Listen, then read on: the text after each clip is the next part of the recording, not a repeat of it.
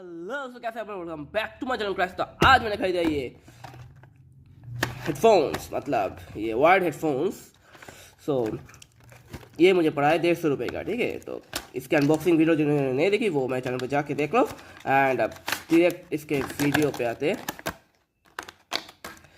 And इसकी quality अभी भाई निकल गया क्वालिटी की बात करना था, ये भी निकल गया। बट हाँ, इसके वैसे भी इसकी क्वालिटी बहुत अच्छी है, मतलब इसके वायर्स की क्वालिटी भी अच्छी है। एंड इसमें साउंड्स भी अच्छे आते हैं। एंड इसमें एक और मज़ेदार चीज़ है, इसमें मैग्नेट से देख सकते हो, ये देखो इसमें मैग्नेट से बट हाँ, ये चीज़ अच्छी है, मतलब चाहो तो ले सकते हो, ठीक है। तो वीडियो अच्छा लगा तो लाइक शेयर सब्सक्राइब जरूर से कर देना। फिर मिलते हैं नए वीडियो के साथ एंड एक नए गैजेट्स के साथ।